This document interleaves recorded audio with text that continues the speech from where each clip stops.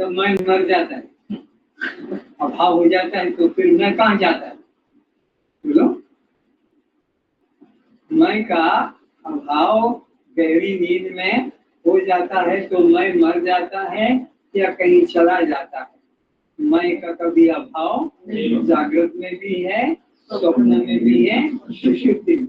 अगर वो ना रहे तो जागृत का व्यवहार वो कैसे समझेगा कि कल मैंने क्या किया था, और सपना में क्या देखा वो कैसे किसी को बताएगा? अगर वो मैं मर जाए, जागृत वाला मैं स्वप्न में मर जाए, स्वप्न वाला मैं सुषुप्ति में मर जाए, तो दूसरे दिन वो इन अवस्थाओं का कुछ भी वर्णन अनुभव नहीं कर सकेगा।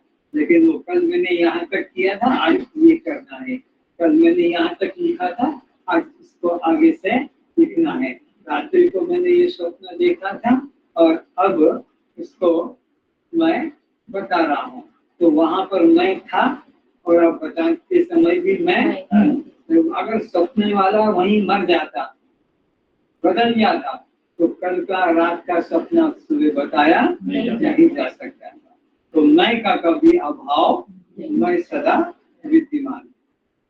जो चिंतन सर्वभाव में होता है वही चिंतन सर्वकालीन होता है, और जो पर भाव का चिंतन होता है वह कभी होता है कभी नहीं होता है। पर भाव दूसरे के कोई भी रूप में, किसी भी रूप में, तो वो कभी होगा कभी नहीं होगा, लेकिन जो स्वभाव में होगा वो सदा रहेगा, उसका कभी अभाव यानी मैं के बिना कोई भी अच्छा बुरा काम कभी भी होता नहीं। स्वभाव एवं परभाव। जो स्वभाव में चिंतन है वह स्वाभाविक है। जिस वक्त शब्द स्पर्श रूप रस गंध का जीव अनुभव करता है उस समय यह भान नहीं रहता है कि मैं यह देख सुन रहा हूँ। उस समय कर्ता कर्म व क्रिया तीनों का अभाव रहता है। ये बात समझने की है कि जब भी कोई कर्म होता है उसके पहले ये भाव रहेगा कि ये कर्म कर रहा हूँ, ये कर्म करना है। लेकिन कर्म करते समय कोई भी कर्म, खाते पीते सोते नहाते, उस वक्त पर ये तीनों का अभाव। अभी जैसे तुम सुन रहे हो, तो तुम सुन रहे हो और मैं बोल रहा हूँ, ऐसा होश नहीं, बस सहज हो रहा है।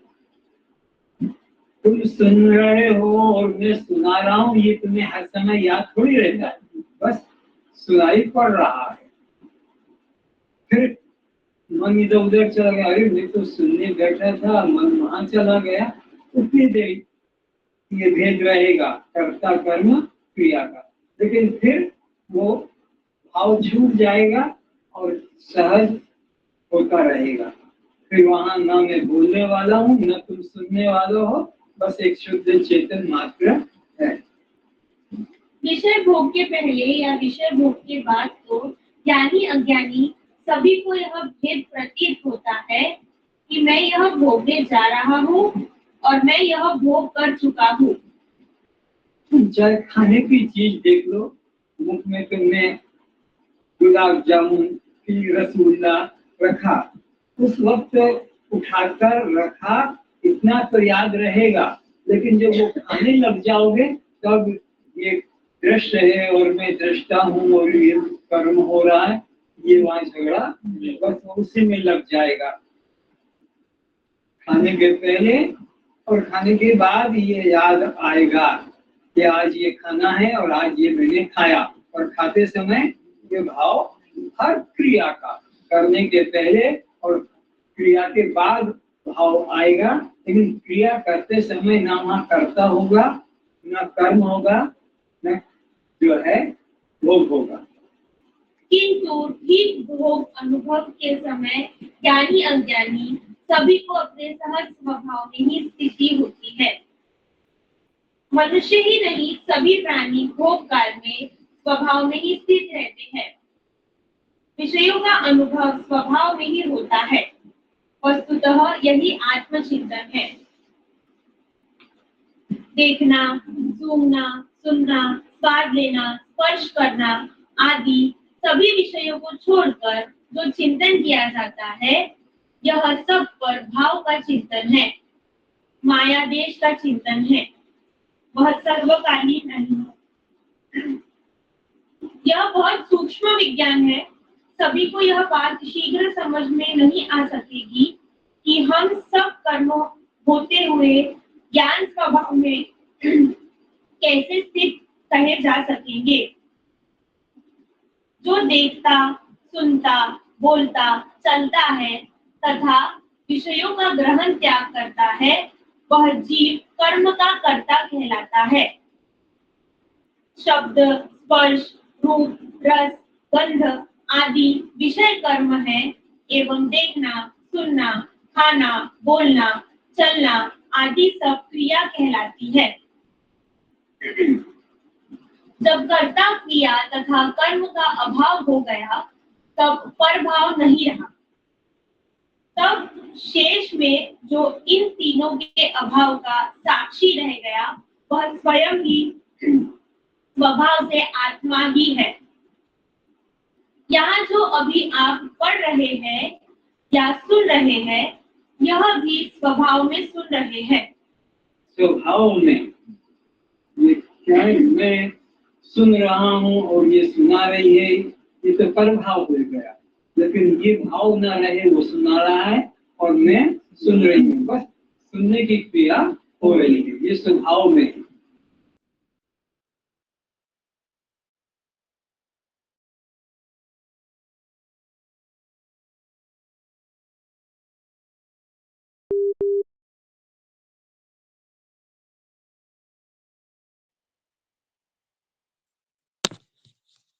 तत्व का जो गुरुदेव से श्रवण की फिर आगे बढ़ेंगे। उसामा कुछ बोलेंगे?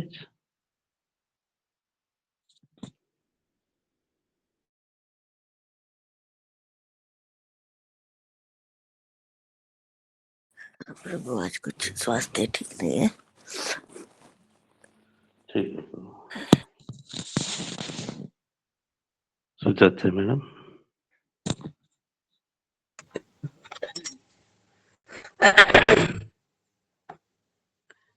सभी को प्रणाम। यहाँ जो स्वभाव एवं परभाव के बारे में स्वामी जी बोल रहे हैं, हमारा जो स्वभाव है जो परभाव है, तो यहाँ उदाहरण देकर बोलती है कि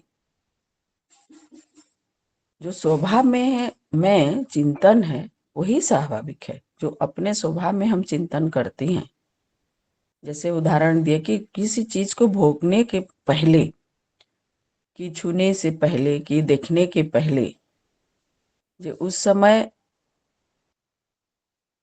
अनुभव स्पर्श रूप रस का जो देखने से पहले जो कर्म करते हैं, करने जा रहा हूं और करने के बाद जो है कि हम कर चुके हैं, तो ये तो अलग अलग का भाव आता है सब में, ज्ञानी अज्ञानी में।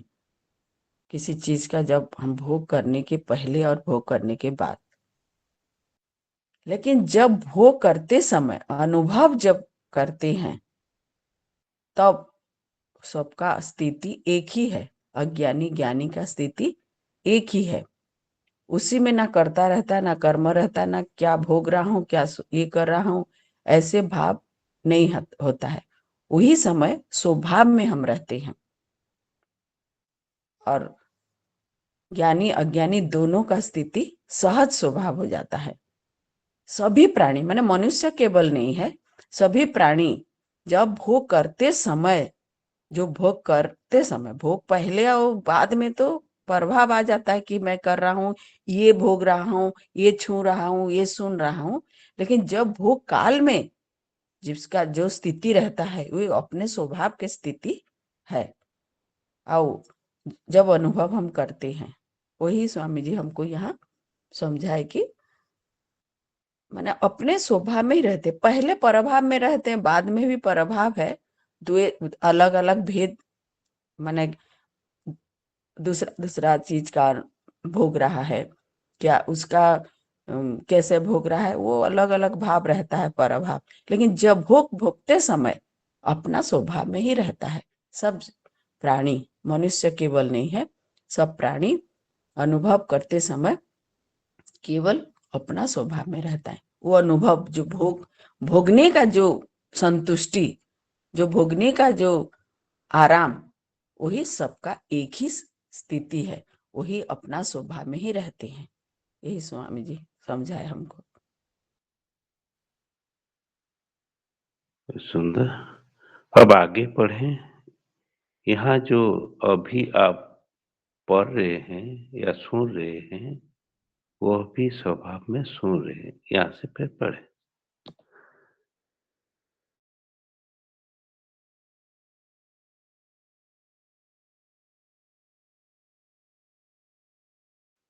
म्यूट खोले, म्यूट।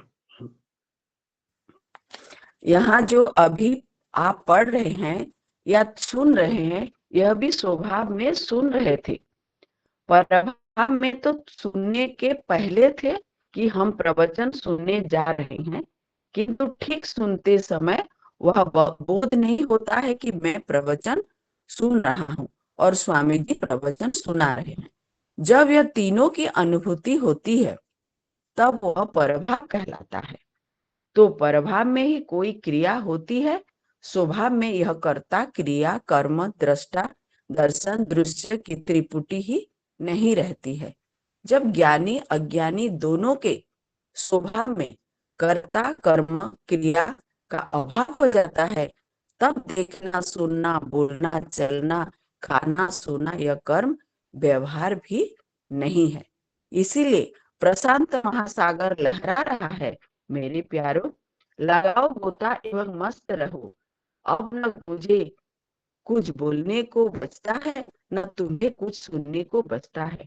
अब न रहा संचित, न प्रारब्ध, न क्रियमाण कर्म।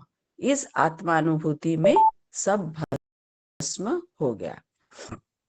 अब मन में यह प्रश्न उठेगा कि जब ज्ञानी अज्ञानी दोनों स्वभाव में जीते हैं, तब ज्ञानी मुक्त होता है एवं अज्ञानी बद्ध क्यों होता है? तो सुनो, ज्ञानी अज्ञानी के जीवन व्यवहार में कोई भेद नहीं है। भेद केवल इतना ही है कि इस बात को अज्ञानी नहीं जानता है, वह अपने को कर्ता भोक्ता मानता है, इसीलिए बंधन को प्राप्त होता है। ज्ञानी अपने को कर्मों का दृष्टा, साक्षी, अक्रिय, असंग जानता है, इसीलिए मुक्त होता है। जब तक कुछ होने, पाने, करने, देखने, जानने का भाव है, तब तक परभाव है, स्वभाव नहीं है। आत्मदेश में, स्वभाव में जब कुछ अन्य है ही नहीं, तब वह किसे देखने, सुनने, करने, जानने, पाने की इच्छा करेगा? ओम। यह ओम। आपका जो बोल रहे थे वो कट कट के आवाज आ रहा था। इसको अभी कटेगा। और कोई पढ़े। इसको आज का विषय को ठीक से समझना है, इसलिए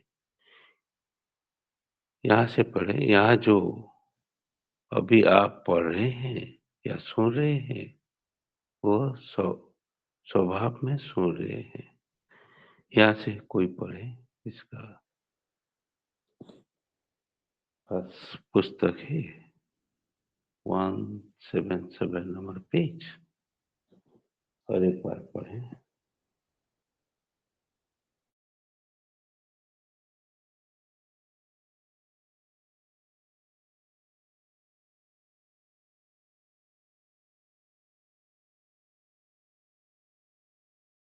किसी के पास नहीं है पुस्तक?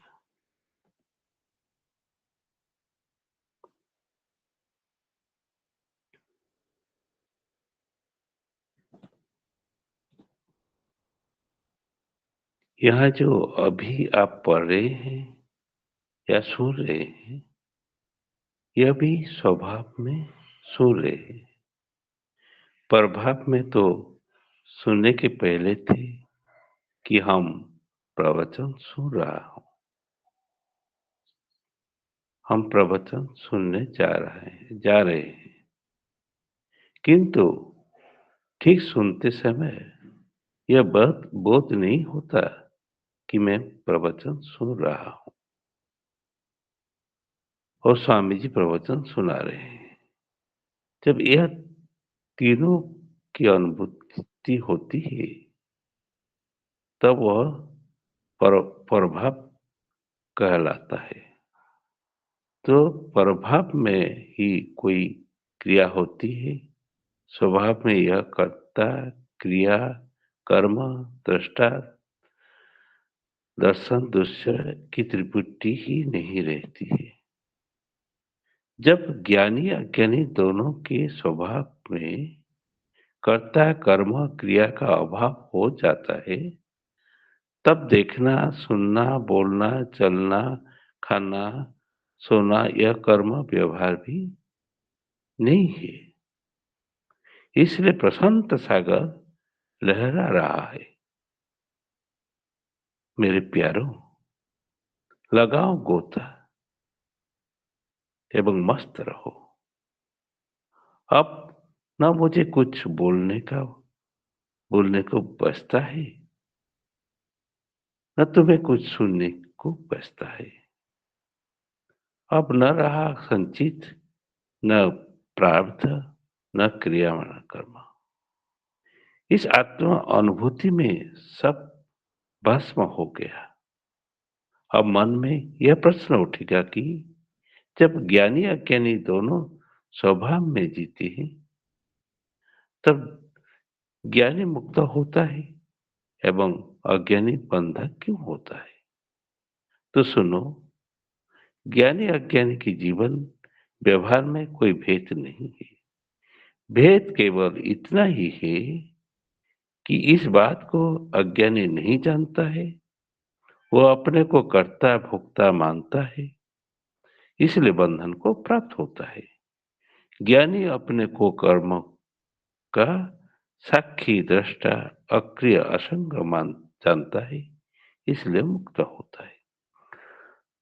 जब तक कुछ होने, पाने, करने, जानने की भाव है तब तक स्वभाव प्रभाव है, स्वभाव नहीं। जब तक कुछ होने, पाने, करने, देखने, जानने का भाव है तब तक प्रभाव है, स्वभाव नहीं।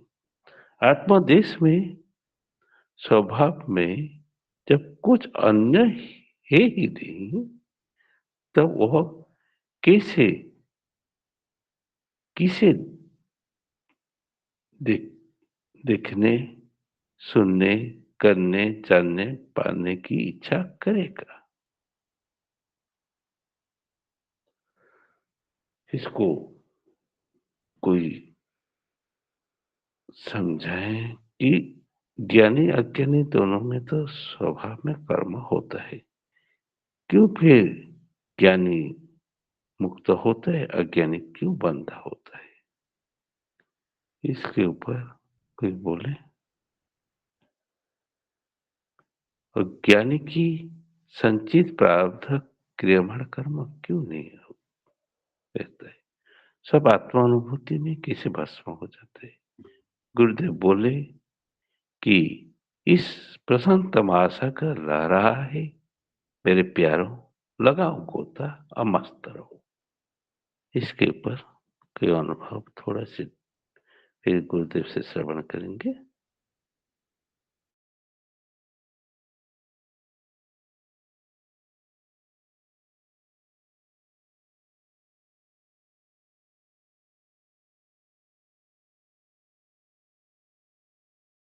पहले गुरुदेव से श्रवण कर लेते हैं। आप कुछ नहीं बोलेंगे तो ठीक है।